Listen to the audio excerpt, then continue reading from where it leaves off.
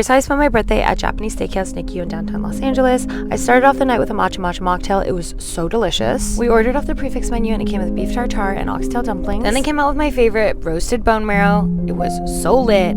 I mean, literally biggest piece of bone marrow I've ever had in my entire life. Then they gave us a beef bone broth palate cleanser. Then they set up a whole presentation for this tomahawk steak, which this bowl basically has a bunch of herbs, and then they light it on fire, and then they do this whole presentation. It was honestly the most amazing tableside service I've ever had in my entire life. You start with the rib cage, then you season the next pieces, and then you eat the fatty pieces last. It was a whole presentation.